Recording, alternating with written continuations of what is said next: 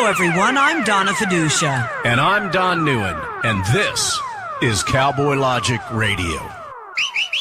Cowboys didn't dance, didn't wear designer shirts. When their hearts were filled with memories, their bodies filled with hurt.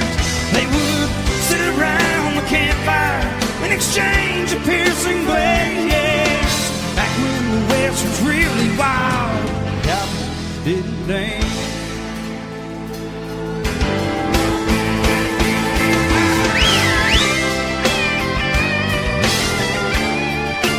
And welcome to Cowboy. Good evening, ladies and gentlemen. My name is Don Neuen, and let me be the first to welcome you to this riveting evening with Cowboy Logic Radio. Yes, ladies and gentlemen, it is Tuesday night again, and what does that mean? 9 p.m. It means Don Neuen is again on the airwaves, featuring Donna Fiducia on Cowboy Logic Radio. Are you finished?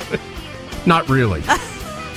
You're different. Normally, you shiver when you blurt your name out. That's because I have a hoodie on. I've got a sweatshirt on. Oh, right okay. now. So you're warmer now. Yeah. That's the deal. Yeah, so I can be calm and subdued. Hey, I'm from Jersey. 2 weeks before Thanksgiving, I'm outside in a T-shirt. I'm digging that. You are digging it. Ladies and gentlemen, we would like to first acknowledge our digital flagship network, Talk America Radio, found at talkamericaradio.us. L. Ron Phillips heads that up. And I have been told by a little mouse that it appears that the Talk America Radio network will be up and running shortly. Yay! For those of you that have had your head in the sand for the last month, Rocky, I'm looking at Rocky STUCCI right now, so forgive me. The emotional meatball. The meatball is in the house, and we've also got Matt Locke, and we've got L. Ron Phillips. L. Ron Phillips and his family, along with one extra piece of baggage named Matt Locke, they endured something that no one wishes to have happen, and that is a massive lightning bolt hit their home. A direct hit. A direct hit, caught the house on fire. And as a result, we lost temporarily the Talk America Radio studios that were housed in Dallas, Texas, in one house that was hit by lightning. But Ron Phillips has been working feverishly, along with the guidance, the insurance industry guidance of Matt Locke, to be able to rectify this situation as quickly as possible. We would also like to say hello to our terrestrial affiliates. And for those of you that have no idea what a terrestrial affiliate is, that's like an AM/FM radio station. Yes. WDDQ, Talk 92.1 FM out of South Georgia. WJHC 107.5 FM out of Jasper, Florida, or North Florida. Mm-hmm. And we want to wish a happy birthday to our buddy Jerome down there that is also on 107.5. He celebrated a birthday this last weekend over Veterans Day Memorial weekend. Day? Yeah, well, that's close. And also something that is very dear and near to our heart, WLBB, 1330 AM, 106.3 FM, and it's a powerhouse, ladies and gentlemen. 106.3 comes through beautifully. It does indeed. So any of you in West Georgia or East Alabama, north of LaGrange, Georgia, south of, I would say probably Buchanan? Bremen. No, Buchanan. Bremen might get it. Paulding County. Yep. You can listen to us now all the way over to the Arbor Place Mall in Douglasville. Yeah. So if you want to go act like a 9-year-old at the mall and hang out, you can listen to LBB 1330 AM and 106.3 FM. Ladies and gentlemen, let me remind you once again, my name is Don Neuen, and we've got some very special guests in the house tonight. Yes, we Donna do. Fiducia. We have the conservative cartel guys here. The cartel is in the house. That would be the emotional meatball, Rocky STUCCI. And Speaking of the emotional meatball, we put Rocky STUCCI up on top of about a 16-1, 16-2 hand. 16-1. Yeah, 16-1 hand quarter horse. And that horse's name is Lucy. Lucy is a bomb-proof horse. She's an old cow horse. But her trot is not the smoothest thing. No. And Lucy, basically what happened is we had a couple of emotional meatballs that were on top of that horse when Lucy went into the trot. Wouldn't you call it that, Luce? Yeah, I would. Loose. I would. I'm Donna? looking at Rocky. He calls me Lucy. I tell you what, Rocky, come. You join us first. We're going to save the cleanup hitter for the big size 14 boot Matt Locke. Which, by the way, ladies and gentlemen, we took these guys boot shopping because Matt is from Fort Wayne, Indiana, so they don't really have too many boots up there. But the emotional meatball, the emotional meatball didn't break open the wallet, but he bought boots prior to coming down here. But let me tell you how difficult it is to shop with Matt Locke at, what was the name? Robinson Salvage, where they've got these boots on sale for just sickening prices. Because nobody has a size 14. Yeah, so there was one pair, and they are bad-o-matic boots. Well, they've got the Texas flag upper. They're beautiful boots. Yeah, they're nice square toe. Yeah. They look good on you. So all right, so Donna, I'm riding Lucy why don't today. you buy me about 10 seconds while I get the emotional meatball? I'm going to switch places with him. Oh, are you going to do that? And I just thought he could lean over here. That's fine. Nah, let him sit down and do it the real way. My microphone back then. Yeah. Okay. Ladies and gentlemen, this is Rocky Stucci, formerly of the Rocky Stucci Show, now of the Conservative Cartel, found on the Blaze Radio Network. That would be Glenn Beck's network. Yeah, that's where Glenn Beck hangs out. And also, they will be rocking and rolling on Talk America Live, Talk America Radio, when they do live 5 days a week at some point in the future. So, everybody put your hands together for Rocky Stucci. All right. First of all, yo, hey Rocky, how you doing? Yo, man? how you doing? Yo, how you doing? Get about it. The Italians got to be taking over here. Yeah, Well, I like this microphone. Do you? It feels weird hearing my voice in this. You're supposed to hear your voice. Meanwhile, Don and Matt are playing pool. They're playing pool. They're going to be This is how we playing do pool. I am reading Drudge. Yeah. And I'm seeing that half of the United States now is going to have high blood pressure because of new guidelines. It has nothing to do with the new guidelines. It has to do with the stupid rhinos in D.C. and the dumb idiots that play into their hands. Judge Roy Moore, all I can say is hang tough. You know, You are not guilty until proven innocent. It amazes me. Now, we witnessed what happened in Hollywood. We've talked about this on the Conservative Cartel. It amazes me how we can sit here. Now, I'm not saying that if anybody does things like this, I'm not justifying that. But it has become more of a circus than what it probably should be. But when we're looking at Judge Roy Moore and we're looking at the political aspect of things, how they're using the allegations to completely destroy the credibility of an individual, that is beyond reproach. That is disgusting. And to me, it should be. And why hasn't it come out before? I mean, this is ridiculous. Well, it hasn't come out before. No, seriously, it's obvious. Clarence Thomas, right. Herman Cain, even Donald Trump. They tried. Hey, even John McCain when he was running against Obama. Right. He got 2 win, Donna. He got 2 win on the split. Very You good. got 2 win on the split. Wow. He's solid. Wow. It's when we've seen what happened with Trump, and and I sit back and I try to observe everything that we've been witnessing since Trump was elected, and I see this attack on the Republicans, and at times I think it's genius on what the Republicans did, but at times I also think it's genius what the Democrats are doing right now because they're completely distracting the Republicans from focusing on what is the most important thing, and that's the American citizen. We see the character assassination on Republicans like Judge Moore, and we see what they're doing, and this is what we talk about. We're not talking about illegal immigration. No. We're not talking about our educational system. We're not talking about the poverty in the United States. We're not talking about the real issues in this country. We're talking about people defending themselves from false allegations. And the Democrats are masters at that. They have no message, and they know they have no message, and yet they take the Republicans off their game every single time. But that, to me, I shouldn't even say the Republicans. It's the rhinos. It's a uniparty. That is the problem right now. Right. Inside D.C., the swamp creatures are not giving up without a fight. That really is the bottom line. They didn't want Roy Moore in there to begin with. McConnell immediately withdraws the money. Right. And you know what? When the RNC sends me money, I fill out the whole thing, and then I send back, stop being idiots and start backing the president. And then I say, there's no way you're getting my money. Donna, when I sit here and I'm looking at, I had like 4 different thoughts on where I wanted to go right now. But, we are the greatest country in the world.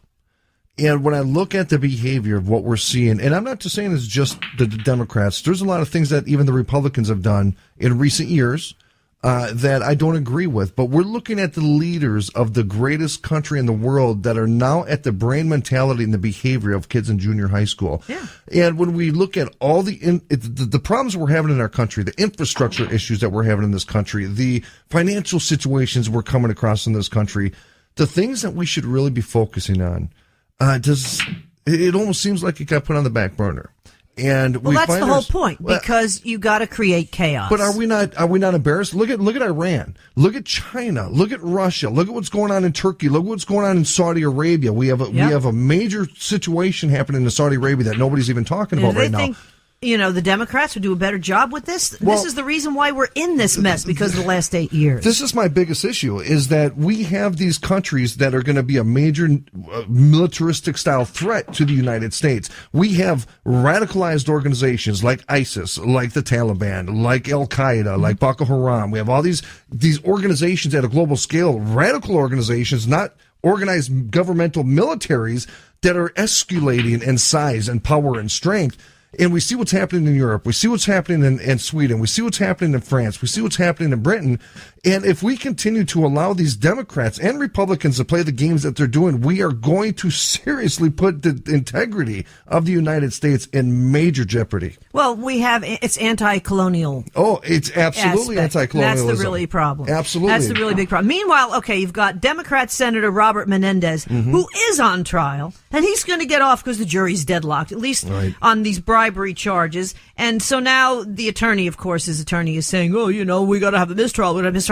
I'm so sick of everything happening. The Republicans are guilty until proven innocent, and you got the Mitch McConnells and the John McCains up there that just need to go away. We really need term limits. These guys are old farts. Absolutely. I'm sorry, they need to go. Well, it's become a matter of that. They go from being the servants of the people to being the elite of the people that they represent. Yep. And I think that's something that the American people lost somewhere along the path, is forgetting that these people work for us. And we sit here election after election after election, and we allow these games to get played, and we continue to wait till another election to find somebody to save us. And where has that gotten us? Look at the country. Look at the mentality of the people that are coming out of these universities. Look at the Antifa. Look at these little baby thugs that are running up and down our streets. And you know what? Who's denouncing Antifa? Who's denouncing the fact that they're walking around with a communist flag? Nobody. They're funding it. They're funding it. It's George Soros and his ilk. But yet people want to sit here and look at conservatives as if we're radicals because we love our Bible and we love our guns. But nobody denounces the radicalized ideology of people like Antifa and people like Black Lives Matter and these psychopathic thugs that are walking up and down our streets. Nobody denounces that. No. But they denounce people because they love Jesus. Because they want the chaos. Are they denouncing radical Islam? Are they denouncing Antifa? No, they're teaching radical. They're teaching not radical Islam, but they're teaching Islam in the schools. So our kids, when they grow up, are going to think, well, this is okay. And we were listening. Matt and I were talking about it, earlier today. We were both listening to Rush Limbaugh last week, and Rush had a caller, an 11-year-old, I don't know, 6th or 7th grade. And she said, I haven't had U.S. history yet in my public school. Right. And she has had like 2 or 3 semesters learning about Islam. Are you kidding me? Right. WTF with that one? Well, that's the problem. And see, Donna, this is where I sit back, and I've had a lot of talks with Matt Locke about this, and a lot of off-air conversations with a lot of people I have, both nationally and at a global scale. That's my biggest concern when we look at the promotion. I had to pinch Don in the rear end while he was leaning over for a shot. When I saw you do that, I almost wanted to do it. But when we look at the promotion of something like Islam, when people because it's control, it is absolute control. Islam aligned itself with Marxism. If anybody and Hitler, really studies Islam, if anybody really studies the Prophet Muhammad, or Muhammad in my world, and they research his ideology and what he taught, because there was 300 gods before Muhammad went into that cave and spoke to Jesus. There's over 300 gods that were worshipped in the Middle East, right? So when he had his little thing going and he brought the governments together, what we see today with ISIS and the radical Islam is the true teachings of Islam. And that's what a lot of people are putting together. It's a way of life. It's a way of life. It is not a way of religion. They teach you how to brush your teeth. Well, I mean, come on. I know we're running down on time, and I know, Matt, I'm getting looks from these guys right now. But, when we talk about radicalism, why aren't we talking about the kids right now in Africa that have shackles around their neck? Because they're not wearing We're worrying about slavery here from 100 and some odd years ago. 400 years exactly. ago. Why aren't and we name talking me about a that? country in Africa that doesn't have slavery. Right. Name me a country, name me a foundation that doesn't traffic in people, right? Or one that does. So when we're looking at the broader picture of things, when we're looking at the breakdown of mentality with these young generations that are growing up in this country, when we're looking at the biggest criminal organization in the world, which is the Democratic Party, when we're looking at the promotion of radical Islam, and we're looking at the movement of these militaries at a global scale that are building, what kind of future do we truly have for the United States? For our kids. But yet we attack Donald Trump for sitting here trying to make this country back that's to why its they're original attacking roots. Trump for the same reason they're attacking Roy Moore. I hope Judge Roy Moore hangs tough. So do I. Because this is ridiculous. You got 20 newspapers, I think I heard, in Alabama. Gee, none of them dug that up. No. But gee, Jeff Bezos, who hates Donald Trump, and the Washington Post, owns the Washington Post, Bezos, Mr. Amazon.com. You think he could find something? Here's one last question while I hand over the microphone. One last question, and while you answer it, I'm going to give the microphone to Matt Locke. When do we start holding media accountable for the misinformation they're giving to me? We don't. They're willing allies. They're the absolute leg, wing, the publicity wing of the Democrat Party. Okay, there goes the ROCCI STUCCI. Yo. I'm Don NEUEN. Oh, I'm not Don NEUEN. You're Matt Locke. Man, these are way up. Are they? How do I turn up? You sound fine. No, but I hear myself way too well. Okay, Don, turn his headsets down. What? I did. You I did? got it. Okay. I found the cord. You got it. How are you, Donna? I'm doing great, but you know what? Half of U.S. now having high blood pressure is, again, it's not because of the new guidelines. It's because of what is going on inside Washington, D.C. But there are new guidelines, by the way, folks. So now they have additional 14% of adults that are going to need high blood pressure medication. That's the whole point. This is what they've got hold of your health care. And now they're going to change the guidelines, so more of us are going to have to go on medication. Big Pharma. Yeah, Big Pharma. Ask Rocky Stucci. He's a renowned. There you go. I have trouble. Words are hard. He's a renowned expert on Big Pharma. But look, the government is in every crevice of our life. Yep. And it's at the point, and Rocky, you said it well.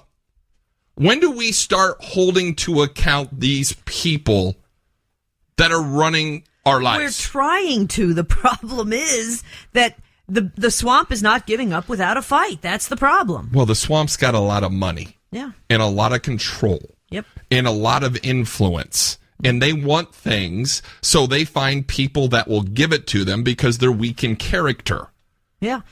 I have an email or a text that I send to a lot of my friends on the left, and they are dwindling in numbers, I should admit, especially up in the Northeast. Yeah. Saul Alinsky called the leftists useful idiots, basically. Yeah. Okay? Yeah. This is called Beware the Useful Idiots. Recall that Hillary did her college thesis on Saul Alinsky's writings, and Obama writes about him in his books as well. Well, he was their mentor. Saul Alinsky died 43 years ago, but again, his writings influences those who politically control our nation today. This is his rules for radicals, okay?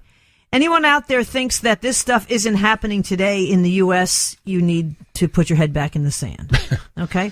There are 8 levels of control that must be obtained. Number 1, health care. Yeah.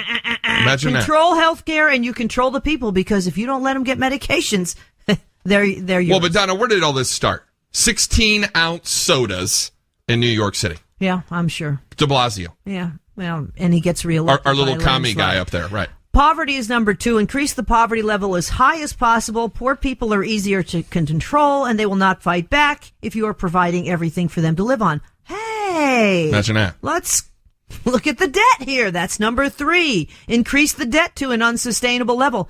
Well, let's double the debt in 8 years, and we still have nothing to show for it. We have absolutely nothing to show for it. Well, the debt is the single biggest national security threat we have. Yep. And yet we've got a liberal party, a Democratic Party, and you were talking about it earlier. We don't have an opposition party. We don't have a conservative party. Well, we're trying to. but it's not Republicans working. are Democrats. They're liberals. Liberals are socialists. And we're going down that road of rules for radicals to control the people. Well, the whole Democrat Party right now, instead of coming to the center, which has been typical up to now, Right. to try to get more votes, is actually going more toward Bernie Sanders. Well, you know who's going to run in 2020? Well, Michelle. Michelle. My bad. Michelle, not Michael. Sorry. I do believe that Donna Brazile ruined Hillary Clinton, or is trying to ruin Hillary Clinton, just to open the doors for that. Or Kamala Well, Harris. You've got to get Hillary Clinton out of the way. Yeah, that's true. The Clintons have stunk up the place. Yep. It's time for them to go. Okay, so let me continue with these rules for radicals, Sorry. okay? Number 3 was the debt, okay? Bing, bing, bing, bing, bing. Guess what number 4 is? No idea. Gun control. Yeah, we were shooting guns remember- today. We shot a few guns today. We were here right on the farm shooting guns. Hey, remember what they told the Jews in Nazi Germany? Give us your guns, we'll protect you. Well, sure they will. And And then they put them in an oven. Yeah, then we get on the train. Welfare. Take control of every aspect of their lives. Food, housing, and income. Gee. So 1, 2, 3, 4, and 5 are taken care of. Guess what number 6 is? Education. Oh, Yep. the liberal indoctrination of our children? Yeah, No, I can't believe that. yeah. Religion and class warfare, 7 and 8. Well, we're coming Saul up Alinsky's up there smiling. to... the funny thing is we're coming up to the holidays. And they always tell you never to talk about politics and religion, right? Mm-hmm. It's the two most important things you should talk about. Yeah. Is politics and religion. Yeah, The that's people true. who are controlling your outcome on life and the religion of you and your savior. I mean, we talked about that at lunch today about stuff like that. I mean, this is a very purposefully driven vehicle to get people like us to shut up. I mean, that's what they want. Rocky's- Our voice, they don't need our voices. Rocky's over there Rocky's playing doing pool. really well playing He- pool over there, man. he's a shark. Sounds like he knows what he's doing. Little shark. Minnesota Fats Rocky. Minnesota fat. In his boots, but 14, don't try to find size 14 cowboy boots. He doesn't have 14. You're the only one with 14. Well, I know. They have like one pair in an entire store. I did, however, cowboy hat. I got a cowboy hat. We're good friends with Chad Prather down there in Dallas now and doing the show on the Blaze. And everybody keeps telling me I need a cowboy hat. So I bought one. Shot some guns. You got to wear it. I and you guess, should well, be wearing it now here on the I farm. got my baseball hat. But this is really scary because really all of Saul Alinsky's rules for radicals have been completed Sure. in this country now. We Sure. are seriously in trouble. I sure kept are. thinking once Donald Trump got elected that the left can't be that strong anymore. And it's unfortunate, but the right basically is there with them. It's a uniparty. Well, it's And that really is unfortunate, a and I know problem. we're up against time. It's unfortunate that the Republican Party no longer stands for due process, Roy Moore, the whole deal. It'll be interesting to see Doesn't stand for anything. how they don't, and it'd be interesting to see how that shakes out. Yeah, not to mention this whole tax thing, which is a complete joke. Well, the conservative cartel. Plug, you guys. What the heck is that? Dodd's killing a wasp with a towel. Anyway, it's funny. On the Blaze Radio Network, 9 to noon on Saturday mornings. You guys are live. I'm loving it. Congratulations. Part of our TalkAmerica.us lineup. I mean, you guys are hitting the big time. Remember us, when Thank you. When you really, We always will. really hit the big time. When Always you become will. the next Bill O'Reilly. There you go. Well, Bill did talk to me, I should say, even when he did hit it big. But that's another story. All right. Rocky, yo, say goodbye. Forget about it. Hey, forget about it. All right, guys. Congratulations. We can't wait to have you back also on Talk America Radio. But we will be listening Saturday morning on the Blaze Radio Network, 9 to noon. And coming up next here on Cowboy Logic Radio, the great Gordon Chang talking about all things Asia. And at the top of the hour, Colonel Nagi NAJJAR talking about all things Middle East. It's coming up next on Cowboy Logic Radio. Cowboys didn't dance, didn't wear designer shirts. Their hearts were filled with memories, their bodies filled with hurt. They would sit around the campfire and exchange a piercing glance. Back when the West was really wild, cowboys didn't dance. When cowboys didn't dance, didn't wear designer shirts. When their hearts were filled with memories, their bodies filled with hurt. They would sit around the campfire and exchange a piercing glance. Back when the West was really wild, cowboys didn't dance.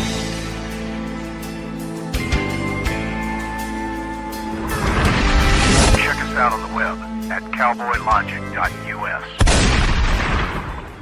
Hey, Chris, thanks for helping me out here. No problem, Donna. Anything I can do to help the cause, if you know what I mean. Okay, so you have the script, right? Yep, got it. And you got the check for $200, right?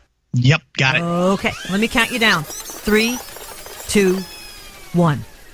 Hi, this is Chris X from Chris X Radio. Ladies and gentlemen, I feel compelled to tell you about my favorite radio talk host in the entire surface of the earth. It's Don NEUEN, co-host of Cowboy Logic Radio. Don, are you serious? Just read the script, Chris. You've been paid. Okay, all right. Not Rush Limbaugh, not Mark Levin, not Sean Handy, not even Donna Fiducia. Hey, I didn't write this. Don did. Come on, Chris. Look at it like it's a quick $200. Okay, Don NEUEN, co-host of Cowboy Logic Radio, is a seasoned intellectual ahead of the curve, engaging, mind-stimulating, extremely entertaining. Don NEUEN is the complete package. Don't worry, Chris. We can edit this.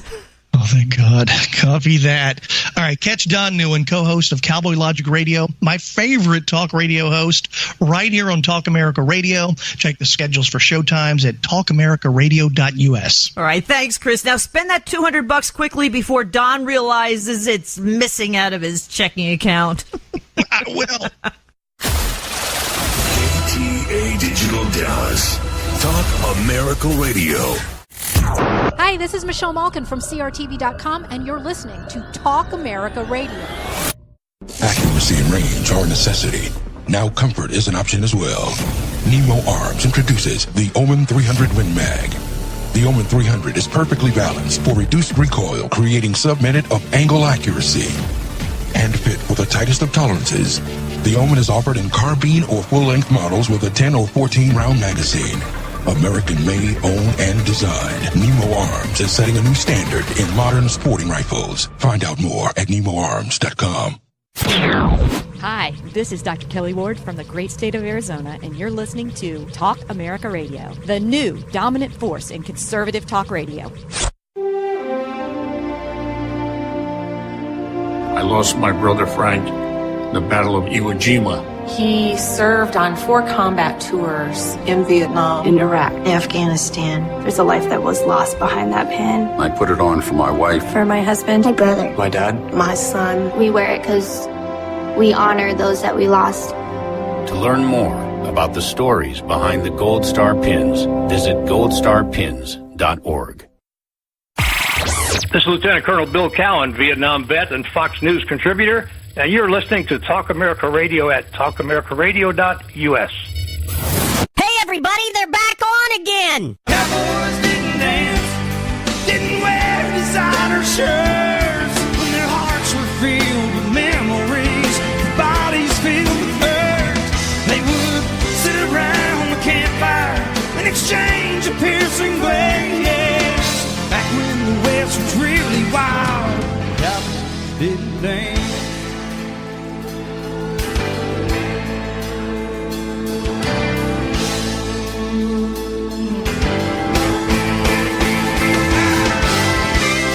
Welcome back to Cowboy Logic Radio. I'm Donna Fiducia, along with Don NEUEN, and our very special guest this half hour, love to have him on the show, is Gordon Chang. Gordon, you've seen him on all the major news channels. He's the author of Nuclear Showdown, North Korea Takes on the World, just released by Random House. That was back in 2006. Showdown focuses on nuclear proliferation in general and the North Korean crisis in particular. Boy, was that prophetic. And also his first book was The Coming Collapse of China. That was put out in 2001 by Random House. He's a contributor at Forbes. He blogs on World Affairs Journal. His writings on China and North Korea have appeared in the New York Times, the Wall Street Journal, the Far Eastern Economic Review, just about everything, National Review, Weekly Standard. You can also hear him in the New York area. Wednesdays is Asia Night on WABC Radio starting at 9 o'clock, the big powerhouse up in New York City. And he's also on Mondays, 9:30. That's as a guest, all on the John Batchelor Show on WABC Radio in New York. And, of course, again, you've seen him on all the local news channels because, Gordon Chang, you are the go-to guy for all things in the Asia Rim and things basically in that entire region. Gordon Chang, welcome back to Cowboy Logic Radio. Thank you so much, Don and Donna. Let me start off by... I need to also let all the listeners know that I'm behaving Yes. for the Gordon Chang interview, unlike I have ever behaved before. Mm-hmm. I will be on my best behavior, ladies and gentlemen, because we respect this man and value his, not only his friendship, but his insight and his knowledge so much that I will refrain from doing anything absurd through this entire interview. Doubtful. Nope. Totally doubtful. I am going to refrain. By the way, plus Gordon and I know Lydia's listening. Yeah. By the way, Gordon and I went to the same high school. How cool is that? So that's my claim to fame. Gordon, can I jump right in and ask a question, sir, of what is going on in the Asian Peninsula right now, or the North Korean Peninsula, I should say? You know, for the past number of years, Kim Jong-un has been saber-rattling. He's been testing missiles. He's been pushing the envelope. He's been aligning himself with China, with Iran, and with Russia, and of recent, even with Pakistan. And the saber-rattling that's been going back and forth between Kim Jong-un and Donald Trump at times is being mocked in the media. How real, in your opinion, is this menace as a threat to the United States? Now, let's also add into that threat encompassing South Korea, Japan, Guam, any of our allies, Hawaii, if I can call that a 50th state. But how big of a threat is this man really? Yeah. Kim Jong-un, the North Korean ruler, has weapons of mass destruction. And we focus in on the nuclear weapons and the long-range ballistic missiles, but he also has large stocks of chemical and biological agents. There's also 14,300 or so artillery tubes just north of the demilitarized zone, which separates the two Koreas. Those tubes can launch all sorts of things to Seoul, which is just about 35 miles south of the zone. That's about 26 million people in the metropolitan area. The casualties would be horrific. Also, Kim can target Japan, our ally, and within, let's say, 9 months or so, maybe a year, he'll be able to put a nuke into an American city.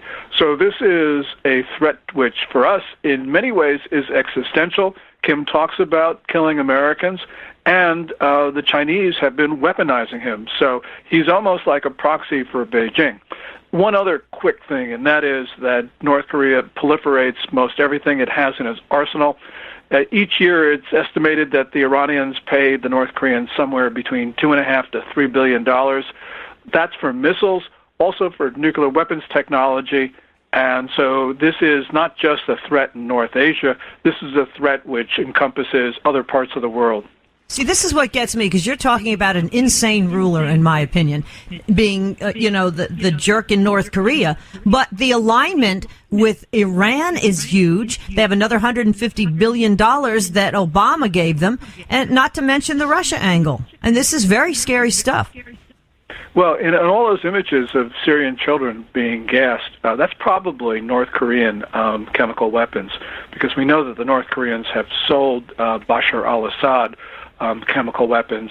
There are unconfirmed reports that North Korean soldiers actually helped Assad deliver those chemical weapons. But we do know, and this is not unconfirmed, we do know that reactor that the Israelis destroyed in September 2007 in the Syrian desert, that was North Korean design, and it appears that somewhere between 6 and 12 North Koreans were killed in that raid. That reactor probably was paid for by Iran because Assad didn't have the cash for that. So there is a network of countries strung together through various dangerous dealings that threaten not only the United States, but friends and partners. The past administrations, that being that of Barack Obama, George W. Bush, and Bill Clinton, do you believe that those three past administrations just simply didn't take North Korea as the threat that it was, or did they actually foment this and could be considered part of the blame for him being where he's at right now? Yeah, well, certainly. North Korea did not become instantly dangerous at noon on January 20th of this year. It took a lot of bad policy on the part of those three administrations to make North Korea the threat that it is. Because you got to remember, we are the most powerful nation in history. North Korea is this destitute, small state. It has a gross domestic product of somewhere between $28-29 billion. There are buildings in New York City which have more GDP than North Korea. And so the question is, how did it become so dangerous? Well, one of the explanations is we let it be through some really bad policies. Now, those three administrations had different North Korean policies, so we have discovered just about every possible way to fail on North Korea. And that leaves American people and President Trump with some very difficult choices going forward, because right now, through bad American policy, there are no good options. What do you think is going to happen now with after Trump's meeting with the Chinese president and what's going on with that? Because I don't believe that they took the United States seriously the last 8 years. You think that angle is kind of changing a bit with Trump? Yeah. Well, the Chinese are starting to change their position, a little bit. President Trump, after he left China, tweeted that Xi Jinping has agreed to additional sanctions. We'll see about that. But we can tell that over, let's say, the course of this current administration, China has moved in a better direction. The issue is, has it moved far enough? Is it moving fast enough? And probably the answer to those questions is no. But what President Trump has been doing is increasing the pressure incrementally. And we're seeing the Chinese move in better directions because of that. Now, we have a time frame. That's 9 months, a year or so, as I mentioned. So we've got to solve this pretty quickly. And the issue here is whether Trump is going to use all the elements of American power, short of the use of force, to stop the North Koreans, which basically means, are we willing, do we have the political will to impose those costs on China and Russia, which we need to do in order to solve this in a short time frame? And I certainly hope that we do. Ladies and gentlemen, we're speaking with the great Gordon Chang, not only, in our opinion, the authority on anything Asian, but also someone that we are absolutely honored to call our friend. Gordon, there are many that are praising the work that was done by Trump this past week or on his Asian tour that he made. But there are also some that are, they're basically making the accusations that he was duped. I don't know a better way to put this. He was duped by the Chinese. What are your thoughts on the legitimacy of his negotiations, of the success of this visit to China and Korea, for that matter? Well, on the first two stops of this trip, with Tokyo and Seoul, I thought the president did really well, and you can give him A's for each of those two stops. Because what he did was he solidified our position with crucial allies. And you've got to remember that this trip was set up really well in the sense that, in the past, you had American presidents sort of pass over Japan on their way to China, starting their Asian trips. And that was sort of a signal to the rest of the world that Japan didn't matter, but that China did. Well, Trump actually reversed that, going to our allies first, and then burying China in the middle of the trip. What people are referring to when they say that Trump has been duped by Xi Jinping is essentially President Trump's rhetoric praising Xi was maybe a little bit over the top. And I would not use some of the words that Trump used to describe Xi Jinping. But nonetheless, American policy towards China has been more resolute under Trump than it has been under previous presidents. And there's no indication that the United States gave anything away to the Chinese during this trip. So, for instance, we insisted, despite Chinese objections, that we're going to sell arms to Taiwan, which China believes is its 34th province, and we believe is status has been undetermined. But really, in effect, it's a sovereign nation. We also told the Chinese that, no, we're not going to return people that China believes are fugitives from Chinese justice. And that's a good thing, because there's no such thing as Chinese justice. What we have are losers in political struggles who have been leaving China. And the United States is not going to allow Chinese agents to operate on American soil, as they have been doing. And the Trump administration gave them stern warnings. So although we may not have moved China in a better direction, the Chinese didn't push us in their direction either. And so I don't think we can say that our president was duped by the Chinese on this trip. How do we, or how does he propose to deal with Chinese agents operating in the United States when, at least in my opinion, and I'll be glad to be corrected by you if I'm wrong, we've got Chinese operatives in higher education on college campuses? Well, we certainly have that because they're the Confucius Institutes, which are funded by Beijing, and many universities have agreed to their presence.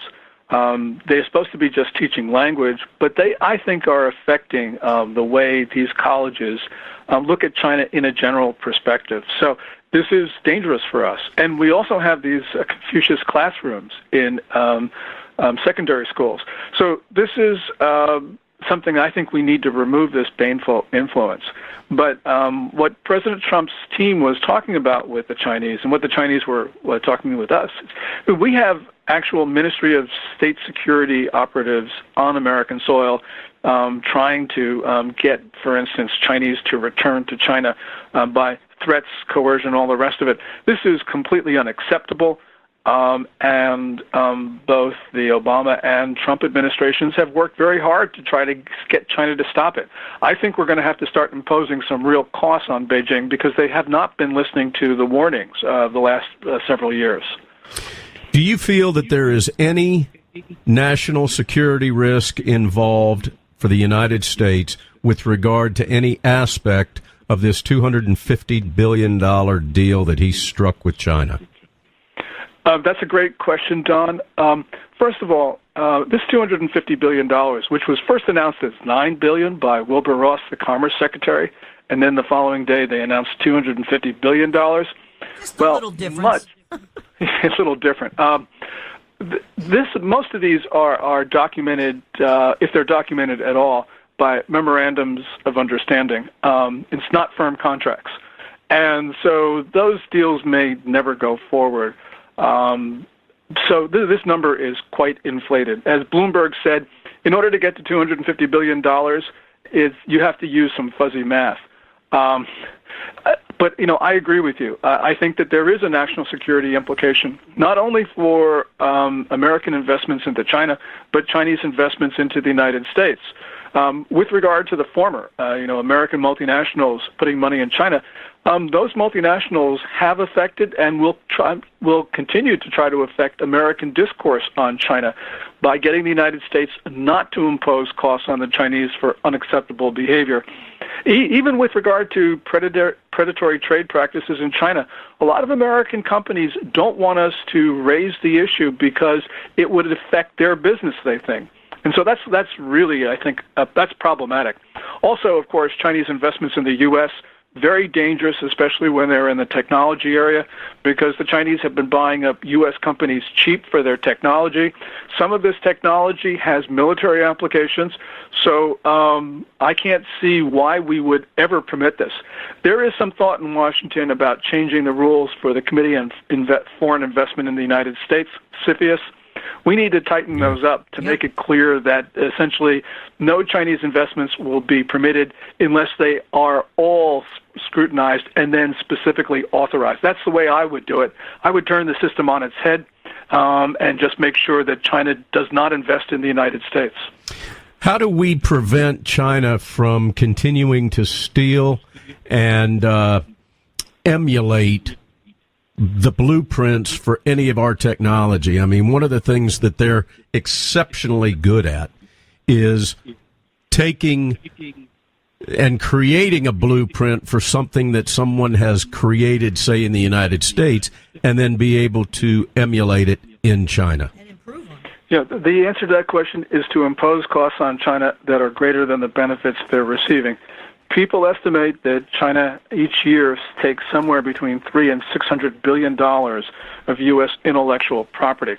I don't know whether those estimates are correct or not, but we do know that they're in the $100 billion range.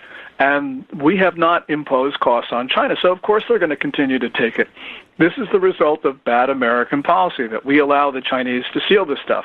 You know, first of all, a lot of companies don't have adequate protection against cyber theft.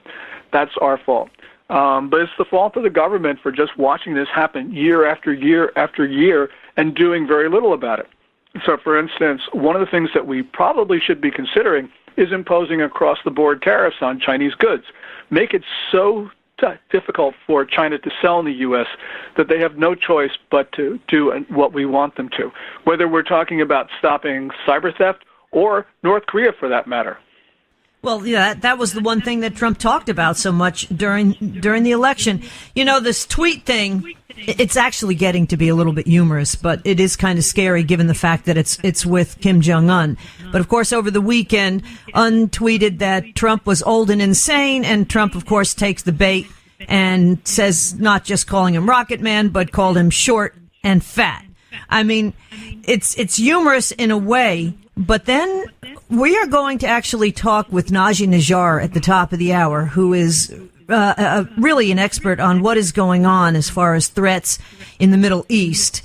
And he's talking about the nuclear submarine threat.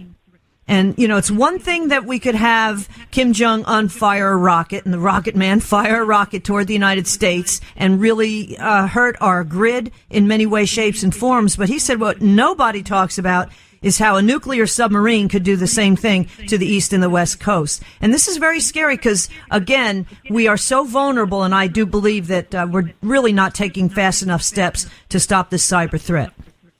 Yeah, well, all of those threats some of them are existential, as you say. So, for instance, people say, well, look, the North Koreans don't have good heat shielding and their guidance is lousy. But if you're aiming at an electromagnetic pulse device against the United States, which is essentially a single missile, it explodes in the atmosphere and paralyzes the grid. It doesn't matter whether, first of all, you don't need heat shielding for that because it doesn't come down far. And also, it doesn't matter whether you detonate it over Topeka, over Wichita. It just is going to have the same effect. Also, with regard to nuclear submarines, the North Koreans don't even need to have those types of sophisticated vessels. All they need to do is put a nuke on top of a merchant ship and sail it close to the United States.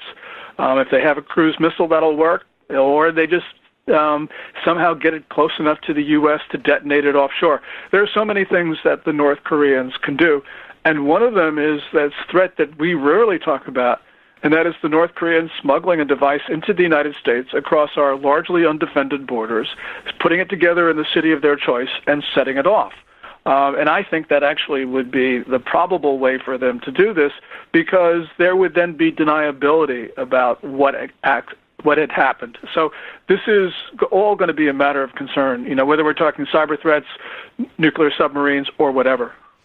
Gordon Chang, if Kim Jong-un is eliminated, either at the hands of Allied forces or at the hands of North Korean defectors that we send back in there, is the threat gone, or are there henchmen below him that are going to take over that role and become just as big of a threat, or would China stick someone in place and become a threat? What happens if the little fat man is eliminated?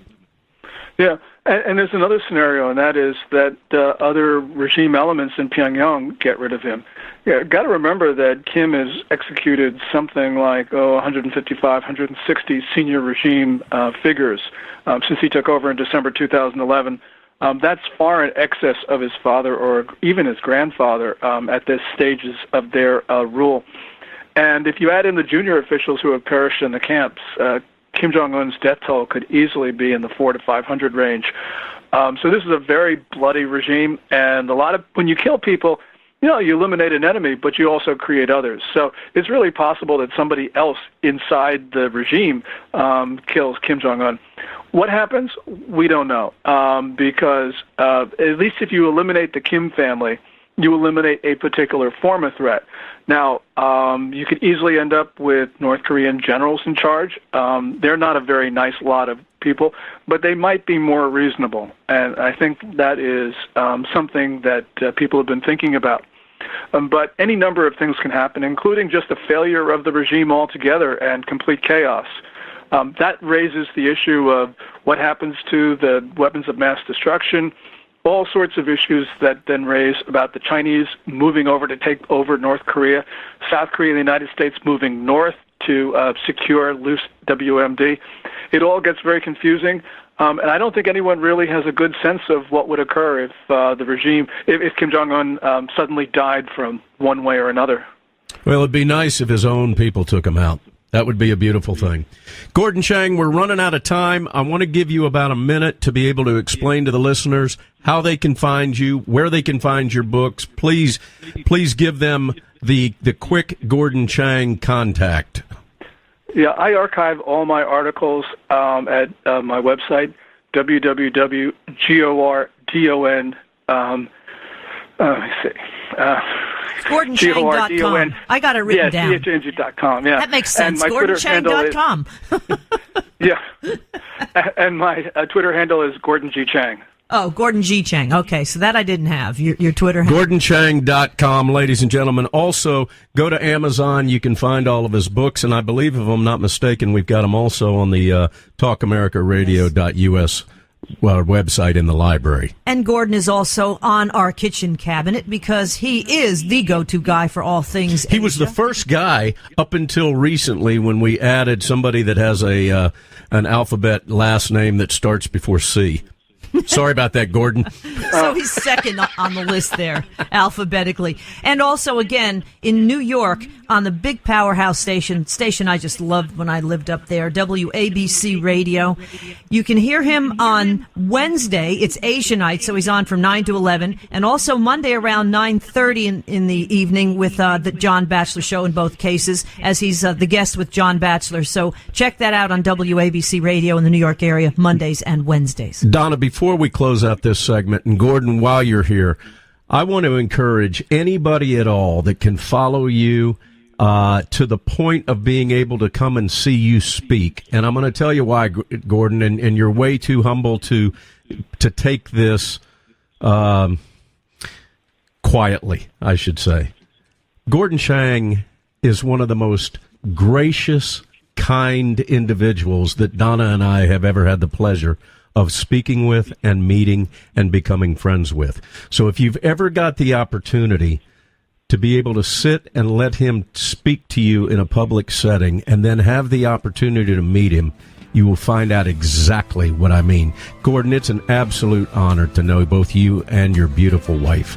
Well, it's an honor for us to know you and Donna. This is fantastic. And so thank you. Gordon, thanks to you and your lovely wife, Lydia. We send our love as well. And we'll be talking to you soon again on Cowboy Logic Radio. And coming up after the break, folks, we are going to be talking to one NAJJAR, Colonel Nagi NAJJAR, as Gordon Chang is the go-to guy for all things Asia. Nagi is the go-to guy for all things in the Middle East. We'll be talking to him next on Cowboy Logic Radio. Cowboys didn't dance, didn't wear designer shirts. Their hearts were filled with memories, their bodies filled with hurt. They would sit around the campfire and exchange a piercing glance. Back when the West was really wild, cowboys didn't dance, yes. When cowboys didn't dance, didn't wear designer shirts. When their hearts were filled with memories, their bodies filled with hurt. They would sit around the campfire and exchange a piercing glance. Back when the West was really wild, cowboys didn't dance.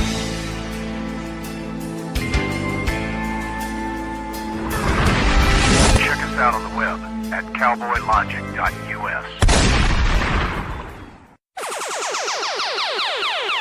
Hello, everyone. I'm Donna Fiducia. And I'm Don Neuen. And this is Cowboy Logic Radio.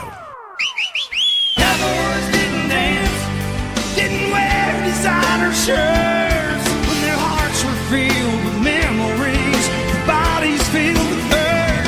They would sit around the campfire and exchange a piercing glance. Back when the West was really wild, cowboys didn't dance.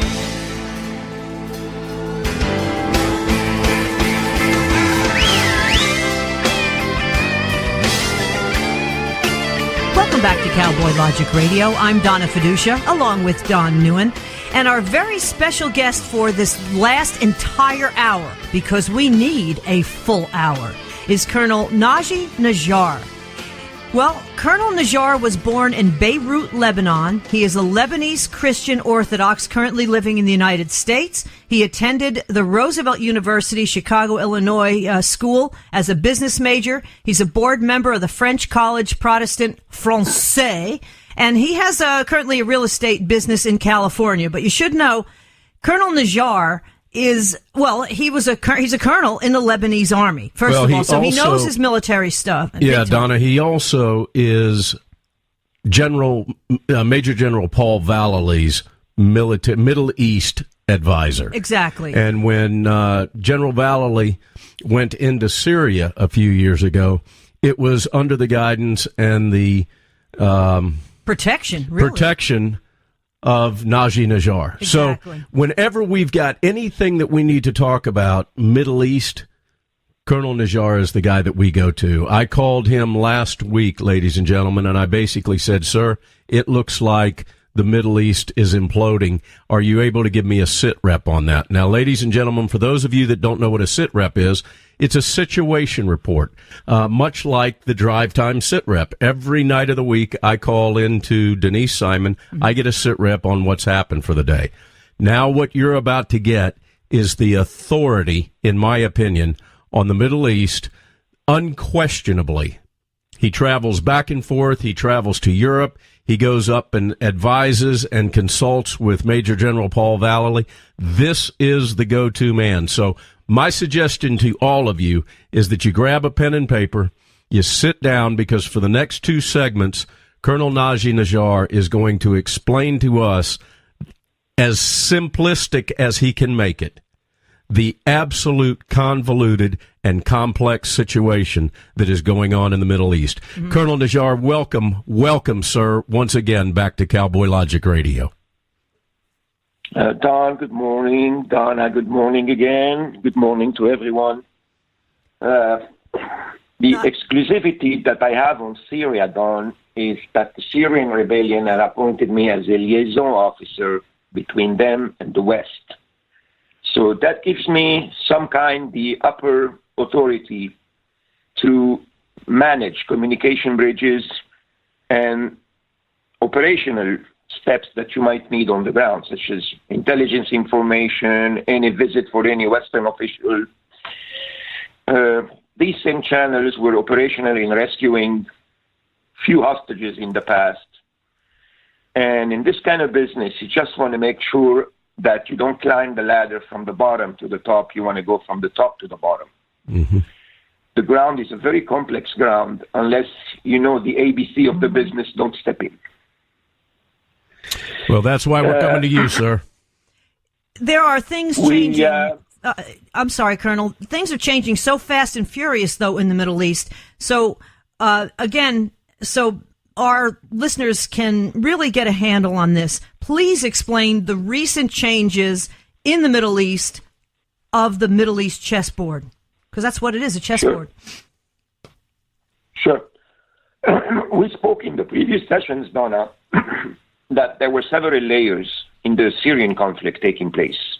Besides being a civil war between Sunni and Alawite and Shia, there was an international play in the background pulling the strings between the U.S. and the Sunni Gulf state, in between Arabia, Qatar, and Turkey versus Iran, Russia, and the Axis playing. That was the first layer. Was always was the economical layer in the region. Whoever will control the energy, will control dollar and cents, could control the futures and fate of nations. The second layer was a religious layer between the two sides. The third layer was different. Let's go back to these two. They are the most important. The Middle East is an important piece of geography where always energy interest, religion, and other other variable have always clashed throughout history. You have to understand that the Middle East is also tied to the Far East theater. So once you understand the alliances in the Middle East, you need to understand why North Korea pops up in a threatening mode. Keep in mind there is an alliance between North Korea and Iran against the United States influence in the Far East and in the Middle East. In the Middle East, Iran takes the role of the black beast. In the Far East, North Korea takes the role of the black beast against the U.S. And they're distributing roles just to balance act versus countering what the U.S. intend to do, such as economical interest, power, and influence in the region.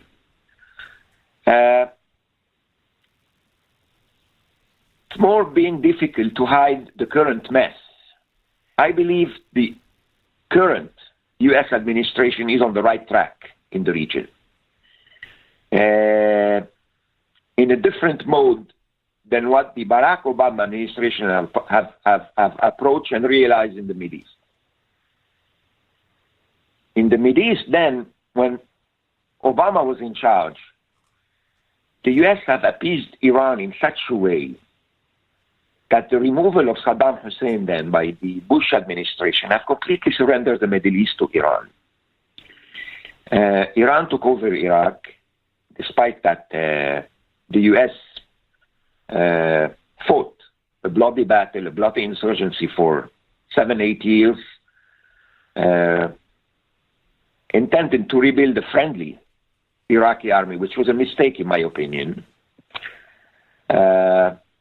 The U.S. should have never dismantled the Iraqi army. It should have changed the first circle of decision maker in the army, but should have kept the Iraqi army as is. The U.S. was prepared for the war in Iraq, but was not prepared for the phase behind the war. Nation building. Iran sat in the background, poured in arms, agents, armed several militias in Iraq.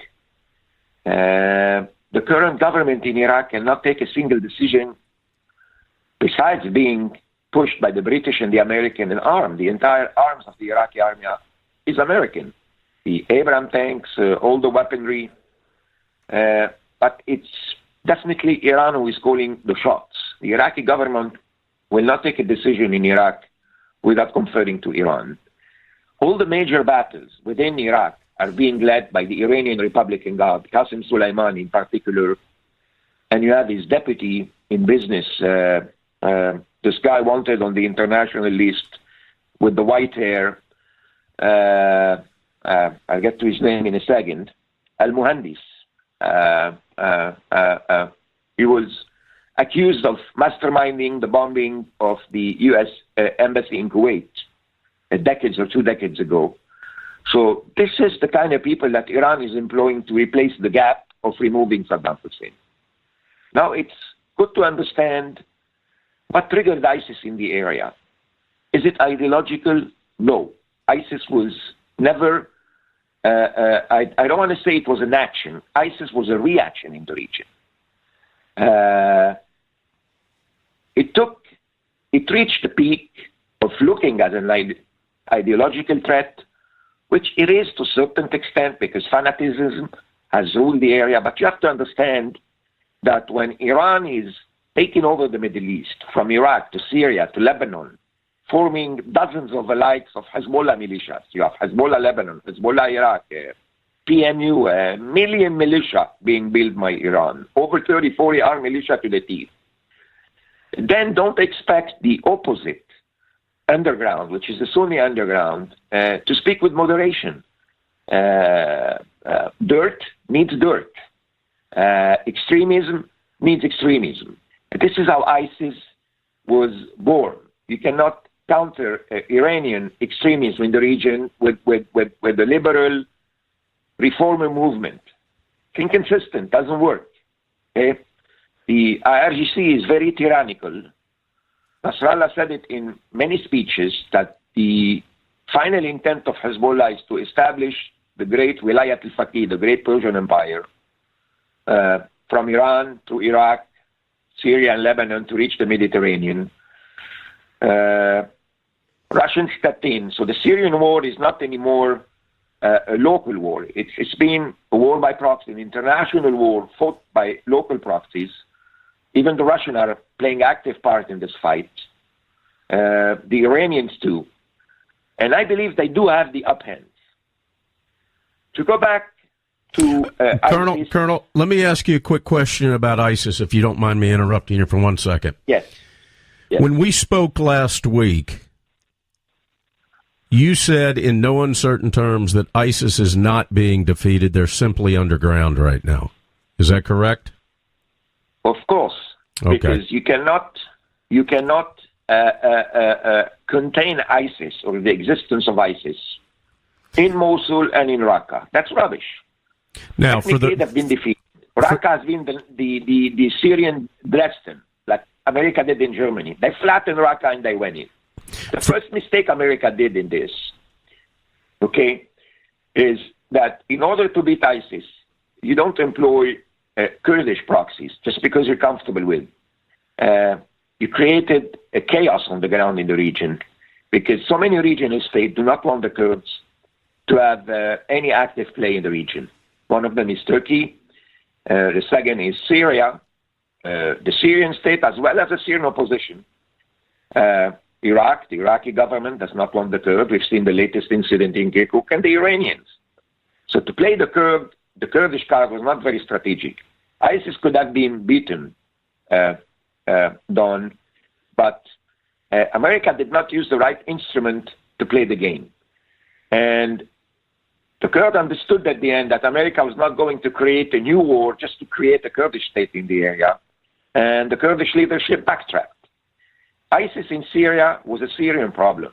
America should have employed a Syrian instrument and move against ISIS. The conflict then would have translated from moderate Syrian or Syrian nationals against ISIS. And this is the way the Americans should have done it. They should have armed the Free Syrian forces, and they were very organized then. Just America did not back them.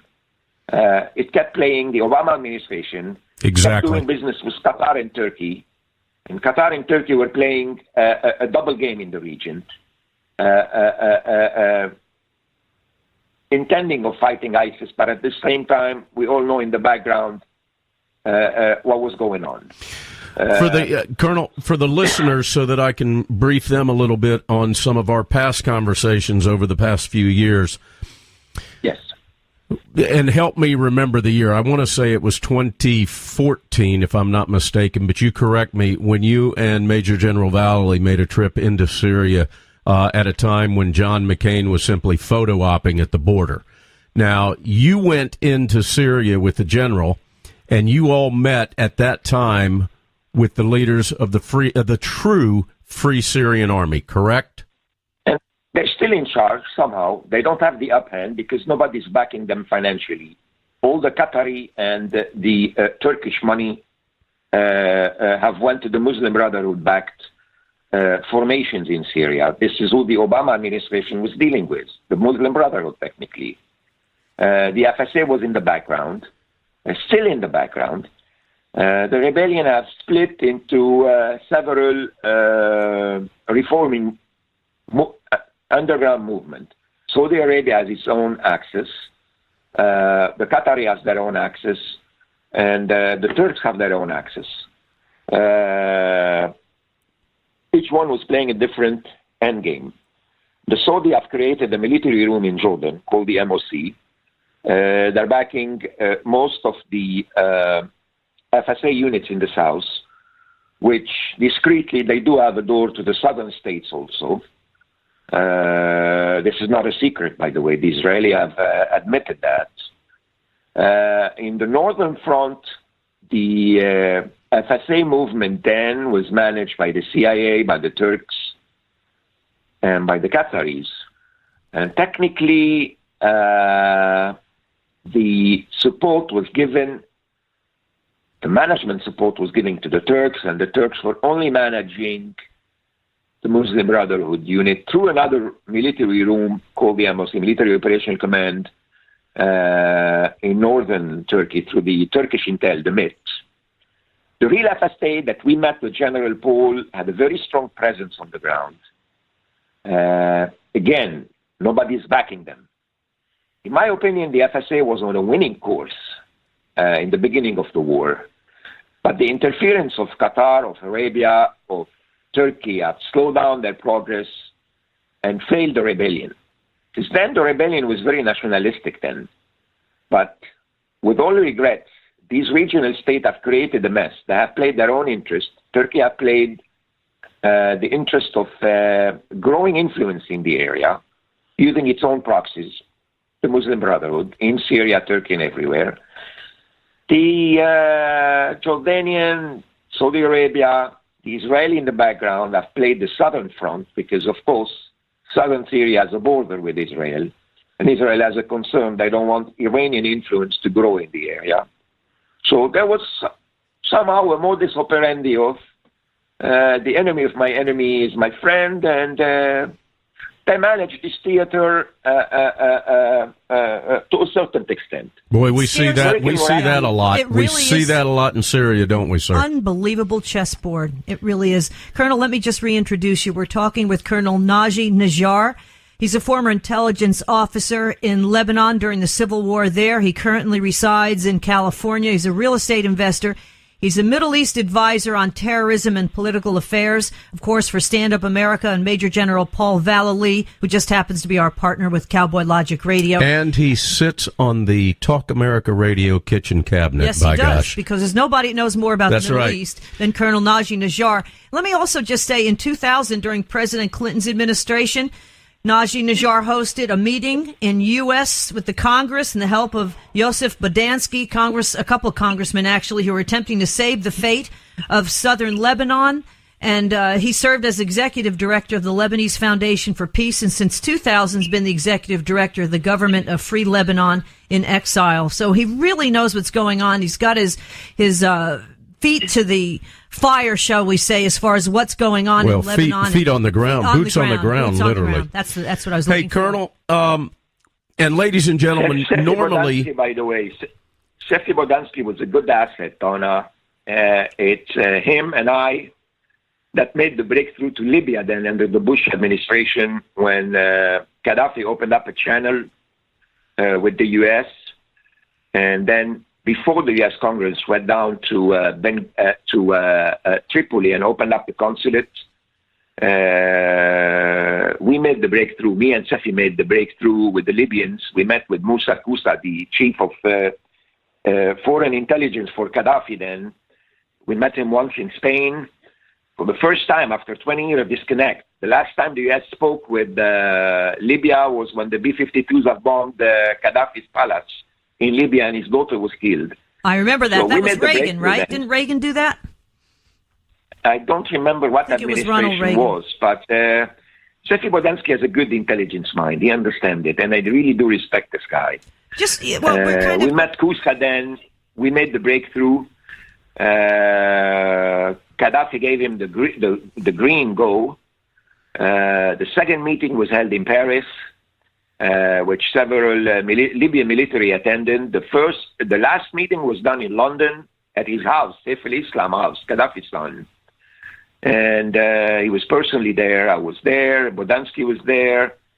This is when the British jumped in, U.S. State Department jumped in, U.S. Congress sent a few weeks ago, later a delegation and opened up the consulate of the embassy in Libya. That was when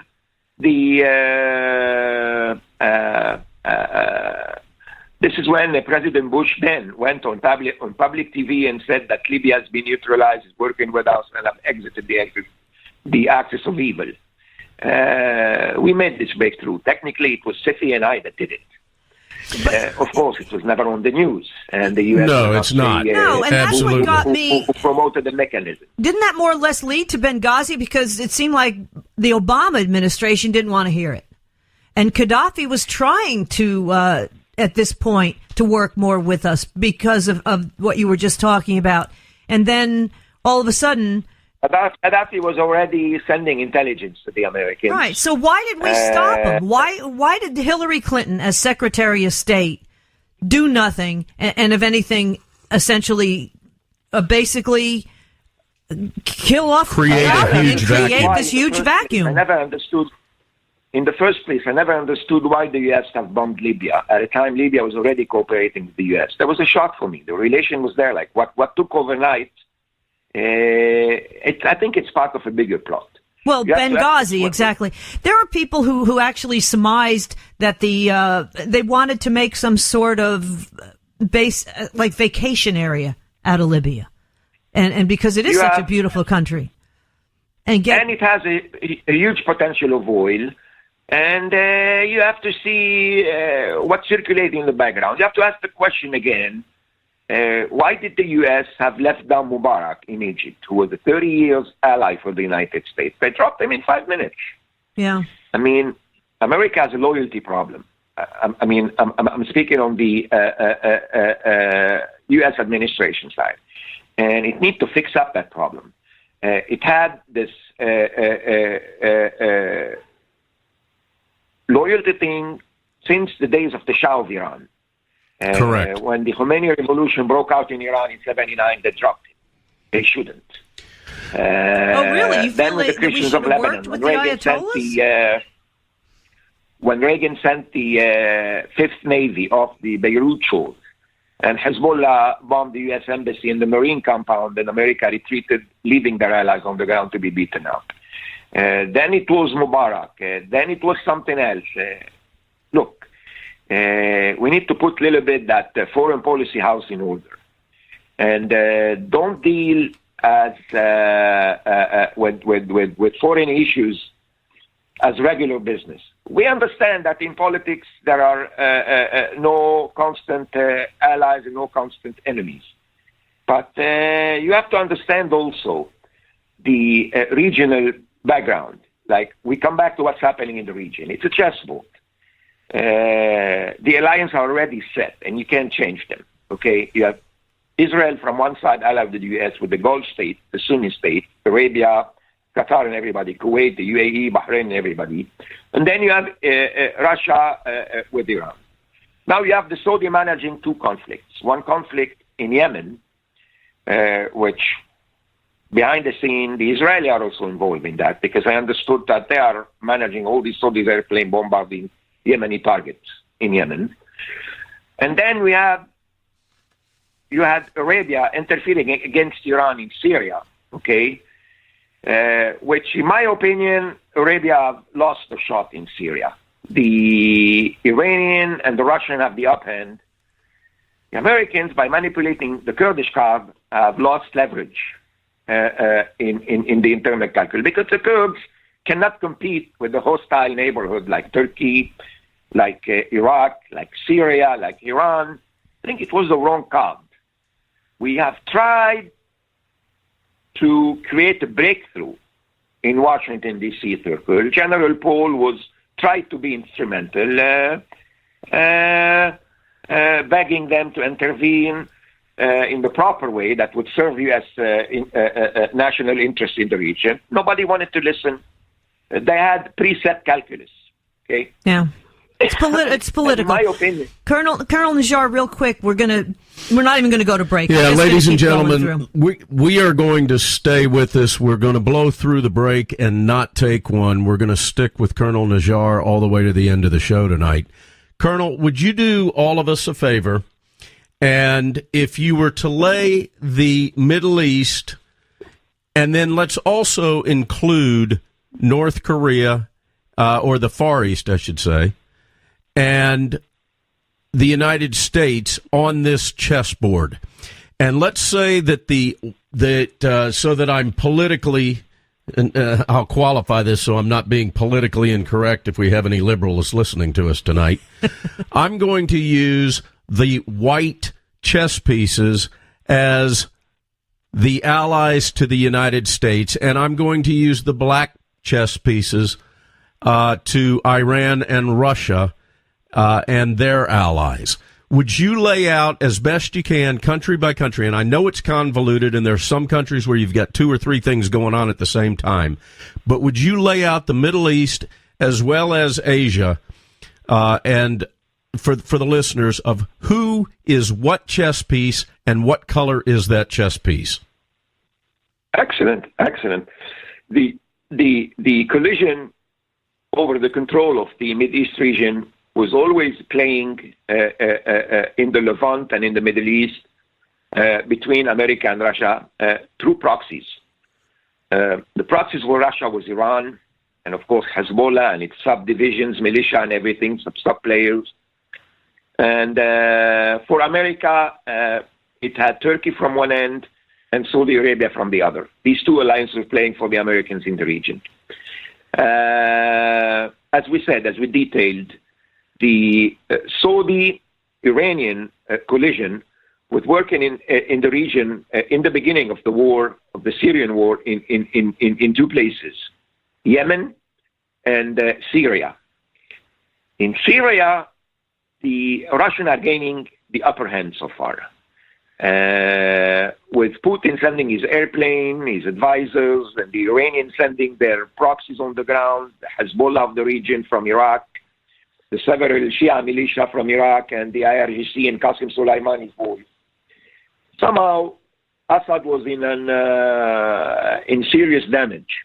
They lifted them up. In my opinion, it's temporary. They're not going to be able to sustain him on the long run. Assad's going to fall on the long run because the rebellion is not beaten. But the name of the game has changed. And I think it has changed for the good. Now, when Arabia lost in Syria, it opened the trigger in Lebanon to confront Iran. That's what we saw last week with the resignation of Prime Minister Hariri. With the Lebanese government resigning, which Hezbollah was in the government, by the way, is an official part of the Lebanese government. They have their own ministers, their own deputies. Imagine an organization that bombed and hijacked airplane in the past have its own political constituency in a legal state. So that was a good thing. The move is a little bit late, but it was in a good place.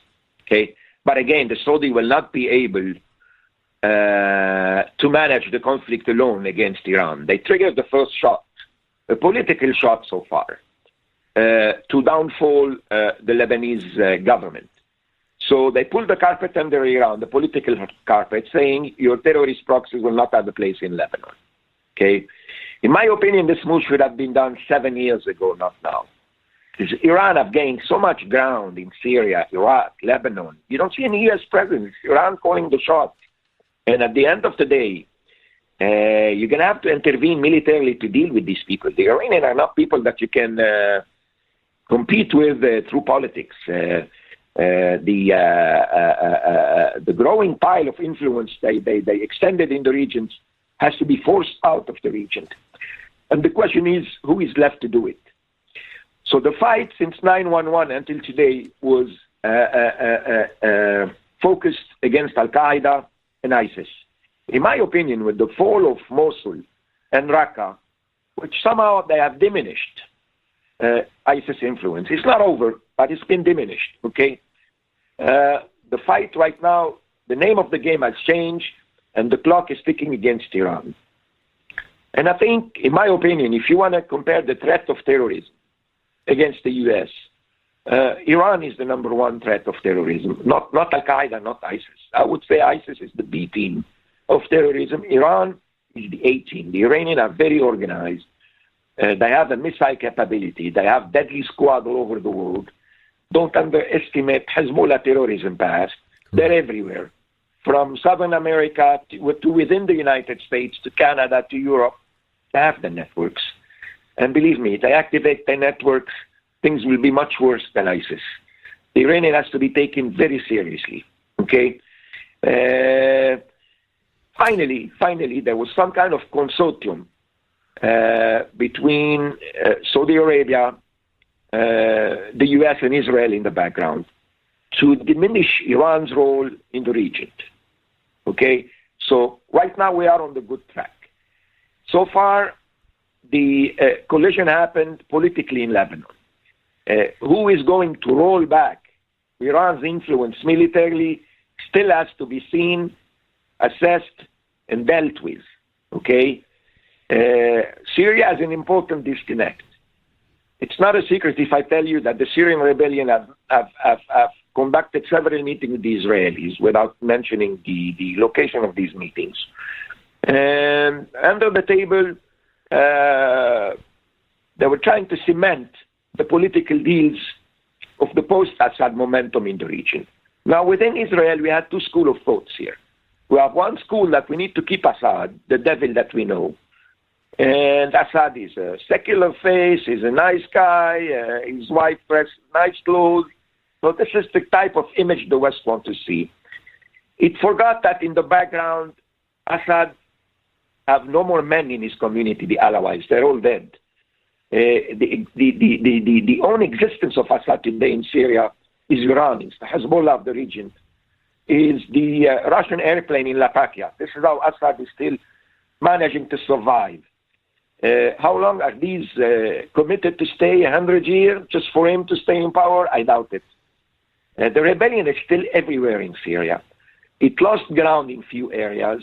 The Russians are bombarding them with all kind of strategic air power, but it didn't lose the war. The rebellion is still there. In Idlib alone, Idlib province, where some in America said this, Al-Qaeda, Tora Bora, it's the new Al-Qaeda heaven, whatever you want to call it, okay? The Syrian state have sent into exodus 2 million Syrians. 10 of these are armed. You're talking 200,000 in Idlib province alone. Okay? We're not talking Hama province. We're not talking Aleppo province. We're not talking Latakia province. We're not talking Damascus. Deraa, the southern front by the Jordan-Israeli border. The rebellion still have 500,000 men on arm. You bet. No Russian airplanes. No Iranian proxy will defeat these. Mm-hmm. They're losing some territory. They're flipping around positions. It's their country. They know when to strike. They've transformed from a regular warfare to a guerrilla warfare. But the rebellion is not over. It can sustain the course on 20 more years. Think again. The Taliban, the Afghanistan insurgency. Okay, what's Taliban's population? I mean, the Afghani population, 7-8 million. Okay, and the U.S. have a still hard time to consolidate Afghanistan. Right? Yeah.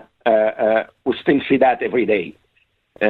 How about a country in Syria where the potential of the insurgency is 20 million Sunni? Okay, 3 times the size of Afghanistan. Mm-hmm. Not speaking of the potential of the other potential, the Iraqi potential of the Sunni is another 20 million. So technically you're dealing with 20 million in Iraq and 20 million in Syria, right? A total of 40 million. Do you think that with extinguishing Mosul and Raqqa is going to end ISIS? No. The U.S. have won a battle, but in the background has not won the war. You know, can you... In my opinion... Oh, go ahead. In my opinion, moving against Iran will cool down the hostile Sunni environment, okay? Because what have risen ISIS to power in the region before all these intelligence manipulation happened in the name of ISIS, which I tell you, there are many other things that happen on the ground with the ISIS signature, but it was not ISIS who did it, all right? What rose ISIS in the region, come back to the question, is with downfall of Saddam Hussein. Mm-hmm. Iraq was under Sunni powerhouse. The Shia of Iran took over and are controlling the oil flow. They control the Basra energy operation in the south. They're getting the paycheck. The other paycheck was from Kirkuk and the oil. The Kurdish have got the other paycheck. The Sunni were left completely marginalized in Iraq. If the U.S. have succeeded in bringing the Sunni on the equation, like a combination of Sunni, Kurdish, and Shia, somehow the U.S. would have succeeded the Iraqi chessboard. So essentially what we did by taking out Saddam Hussein is upset the apple cart because Iran and Iraq were basically at each other's throat anyhow. So now we remove the enemy of one side it creates a huge vacuum that Iran has taken. And then, in my opinion, and everybody knows I'm not a big fan of Barack Hussein Obama by any stretch of the imagination, he did his damnedest to strengthen Iran by giving him $150 billion with this nuke deal that really isn't a nuke deal. And now all of a sudden we have Iran throwing missiles into Saudi Arabia. It didn't take long, did it? Iran is filling the vacuum with the death to America formula. Yeah, everywhere with our $150 billion. It's not the good Iranians that are filling the gap. It's the Hezbollah type of Iranian with the death to America message, burning the American flag, burning the Israeli flag, burning whatever flag you want except their flag. The Iranians are the real problem of the region, Donna. And America is coming to them very late. When President said that North Korean mess today that I will fix should have been fixed decades ago, and nobody did anything until it reached the peak. Well, that's exactly because there's parallels, almost using the same wording of what Bill Clinton did for North Korea with a quote-unquote North Korean nuke deal when he was president, and exactly what Barack Hussein Obama did with the Iran deal. I mean, the wording was almost the same. The difference is now Iran's got $150 billion. The North Korea-Iran alliance, from what you've talked about and what I understand, is strengthened so fast that it's on hyperdrive, so it's going to take half the time for Iran to get up to speed with this. And now you have a situation, like I say, I believe, didn't they fire some missiles towards Saudi Arabia in the last couple of days? And no one's even talking about it. They do it all the time, the time. And no one talks about it. It's unbelievable. No, they don't want to talk about it because it's a cat's belly for war. And but you get to a point, to a very boiling point in North Korea and in Iran. Now the Iranians are being emboldened by the North Korean when they see the Korean is willing to strike the heart of the U.S. with missile. He wants to send some submarines filled with nukes against the U.S. coastal cities. He said if the U.S. can control the skies, they cannot control the oceans. So they were thinking to use torpedoes, submarines, fill them up with nukes and launch them against coastal cities in America. The guy had several options. And there are still many unknown variables in the military equation of North Korea. I'm really sure the U.S. can take out North Korea in a nuclear war, okay? But it got to a point. The thing is, it got to a point where you cannot go back anymore. You have to take a decision. Either let North Korea bully the entire world with its missiles nuclear program, or take him out. There is no middle solution here. I don't think diplomacy will work. What do you think about China and their recent meetings now with President Trump? I mean, because I don't think China wants the bastard stepchild to get too much power either at this point, because it can threaten them. They don't want all these refugees coming into their area. At the very contrary. I don't think the North Korean leader is consistent with the threat without Chinese backing in the background. North Korea was always China's babies in the Far East. Mm-hmm. And the only thing that they're very smart, the Chinese are leveraging the equation professionally. They push North Korea to create the problem, then they try to play the diplomatic role in the background. The real game of the region is not the North Korean threat, it's the Silk Road. It's the Silk Road in the Far East that China wants to control using the yen, the petro-yen, instead of using the petrodollar. And this is why the strategic games come in place. America's playing Saudi Arabia in the region because Aramco is still dealing with the U.S. dollar. So it's a bigger end game. It's money, power, and influence. Can you talk a little bit about Israel? Because we're seeing some of Iran's nuclear. See, this is what got me about the Iran nuke deal to begin with. You've got so much oil in the region. They say, well, we want nukes, so we can get, energy for our people when they've got more oil than half the world. It's crazy. But obviously they wanted it for a nuclear program. So we're seeing some of these aerial views of this nuke region in Iran. I'm wondering what Israel's going to do, because I don't think, they obviously are our ally right there in the region. They're not going to take it. And obviously Saudi Arabia doesn't want it either. Do you feel that Israel may have to make some sort of move? It's very late, and I doubt the Israeli can handle it by themselves. It's a big-sized conflict in here. It's not something they're dealing with Hezbollah in a 20-kilometer war zone in southern Lebanon. It's much wider. Okay. Wow. By the way, Iran wants to acquire the nuke just as North Korea, so they can balance act with the U.S. And they can blackmail the U.S., and then the U.S. cannot deal with them on the ground. And there is definitely a military consortium between Iran and North Korea in challenging America's power. Now, China and Russia in the background are playing their own game just to weaken the U.S. dollars on the international level and replace it with the yen, with a different currency, at least, okay, in a way that will master their own financial advantage against the U.S., right? To go back to Israel, making a move against Iran, Israel is very late, okay?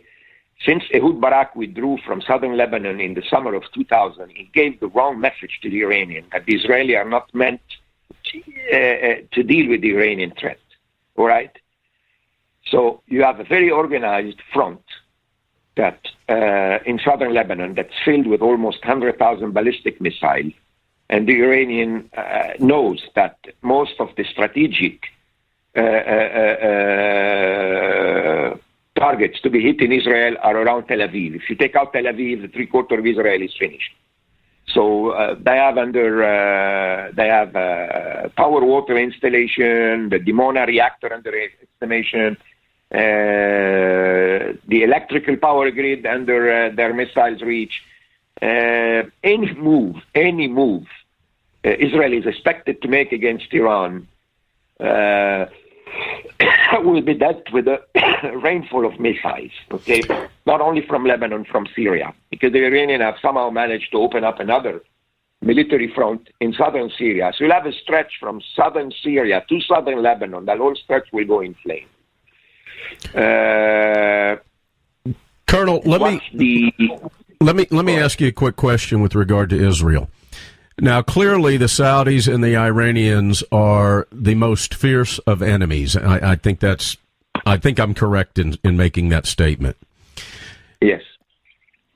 With regard to Israel, what Middle East countries would stand with her against Iran? Would Saudi stand with her? Would Jordan stand with her? Right now, yes. What about Egypt? The Saudis, no. Wow. Sisi is despite being cultivated and pampered, is on a half-half. He has his tie to Iran. He has his different calculation. So Morsi would not, Al-Sisi would not stand with Israel against Iran. I don't think so. I have not seen a clear position of Sisi versus standing up against Iran in the region with Israel. I've seen a Saudi. Saudis are meeting the Israelis anyway, even publicly. Right. And Turkey is gone as well. What about Turkey? Turkey is gone, right? Turkey's on Russia's side. When America have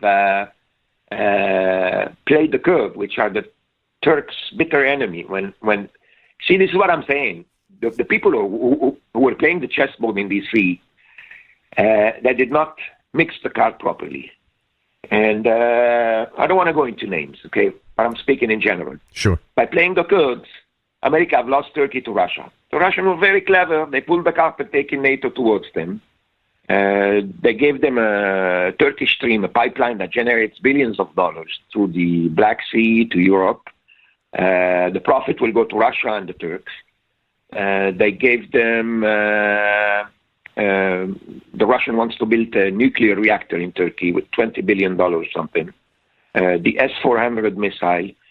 Turkey, the Russians are very smart players. And they succeeded in pulling in the Turks with them. So right now, in my opinion, Russia's managing Turkey and Iran professionally on Middle East against the U.S. Where does Pakistan and India fit into this chessboard? Track the pipelines project and the deals. You'll understand from an economical point of view who is allied with what. Okay. Should Israel make a move against Iran Middle East chessboard? So far, the confrontation is being played on two theaters, Yemen and Lebanon. Lebanon is still political, but it could swing into a civil war very quick because nobody wants Hezbollah in Lebanon. Okay? At the same time, don't take in consideration you have a huge rebellion in Syria that hates the Iranian to the bones. Little bit of support. They are against Assad, of course, which the majority in Israel wants Assad to remain in power. Okay? And in my opinion, Assad is just a tool in the hands of the Iranian. Okay? It's the Iranian who makes the decision call in Syria, not Assad anymore. All right? The Russian wants to control the energy in the country. So in my opinion, if you support the Syrian rebellion against Assad, once they could do the dirty job against Iran, and Syria is an important disconnect for Iran in the region. If you disconnect Iran from Syria, Hezbollah is super weakened in Lebanon. Okay? In contrast, if you keep Iran having Syria in hand, Hezbollah is going to be a very hard egg to crush in Lebanon. One of the fighting that you see today in the city of Abu Kamal in eastern Syria, all right? You have to understand what's happening over there. It's not just a fight for fighting ISIS. No. That's the rubbish excuse. What's really happening in the background in Abu Kamal, you have two variables playing, speeding up for control. You have the American Kurdish variable speeding up to capture this border crossing. And from the other end, you have the Iranians, Assad, and the Russians speeding up to capture this border crossing. What's really happening in Abu Kamal, which is right on the Syrian-Iraqi frontier, it's a border crossing. You have from the other side in Iraq, Al-Qaim, the city of Al-Qaim. This is where Saddam Hussein had smuggled all these WMD into Syria before the Bush war and have buried them in the Syrian desert. But the administration were never able to verify any WMD's component in Iraq. Of course, Iraq had them. The Americans gave it to them in the Iraqi war. Correct. So, but Saddam Hussein have smuggled them 2 weeks before the war into Syria through Al-Qaim, through this border. Yeah, we knew that for years, and of course the mainstream media still doesn't talk about that. Colonel, we've got about 3 minutes. Now, what you see over there, what you see over there on Iraqi, the Iranian wants to control this border crossing. Why? In a future war with Israel, this is the only route that links Iraq to Syria to Lebanon. The ground routes. You see, not everything will be fought through air power. You have to move some artillery, some tanks, some forces. And that's the only route. Yeah, you have technically, two routes. One route that goes to the Golan Heights and Lebanon, is controlled by the Jordanian, the British, and the American force in southern Syria. Okay, the route is called Al-Tanaf. Okay, there are some FSA forces with them from the southern front. So this border crossing is not viable for the Iranians. They're trying to capture from Iraq the routes that goes to Damascus and then to southern Syria and southern Lebanon to support Hezbollah, it's Al-Qaim. Okay, and I believe the Iranian will grab it, because they are ahead of the Kurdish American forces, and they want to control it so they can keep the land route open from Iran to Iraq, not through Kurdish territory, through Iraq, all Shia, to Syria, Damascus, then to the Golan, to southern Lebanon. That's the end game of the real battle happening over there at the Syrian-Iraqi border right now. In the media, you see ISIS, the title of ISIS, but it's not the end game. The end game is different. The end game playing over there is different. It's a control thing between Iran and America, and I think Iran will have the upper hand.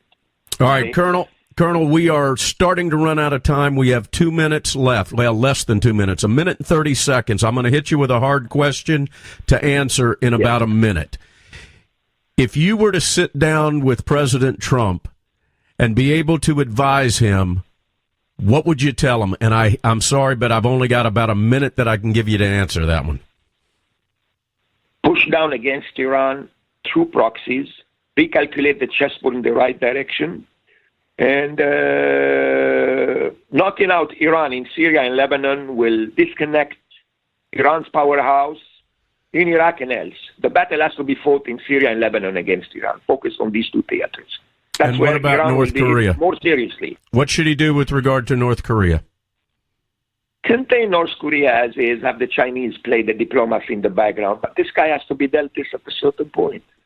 I mean, Trump is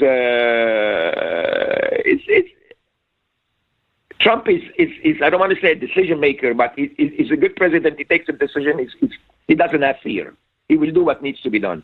Now, let me assume in 4 years Trump is not there. I don't know who the president will be. Would he be able to deal with a crazy guy like this fellow in North Korea? I don't know. So North Korea, maybe dealing with Iran will send the right message to North Korea, very possibly.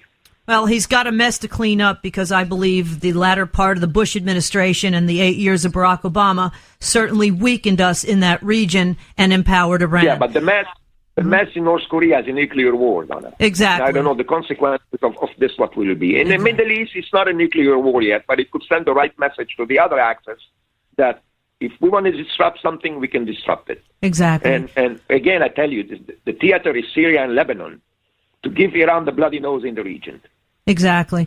Well, Colonel NAJJAR, the chessboard is so complicated. Again, you are a former intelligence officer in Lebanon during the civil war there, now a real estate investor here in California, working with our good friend Major General Paul Vallely, U.S. Army retired, and our partner here at Cowboy Logic Radio, because there's nobody that knows more about the Middle East than you.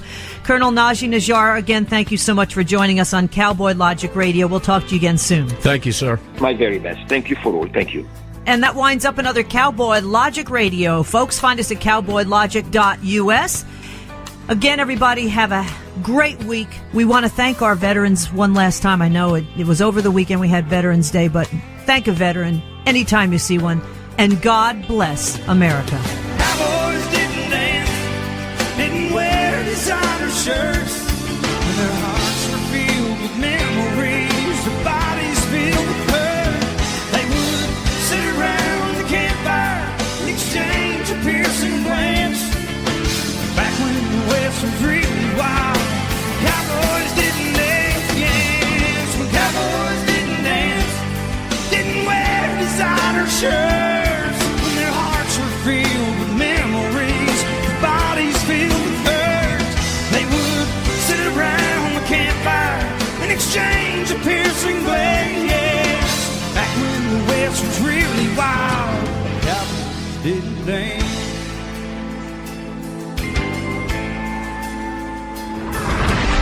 Check us out on the web at cowboylogic.us.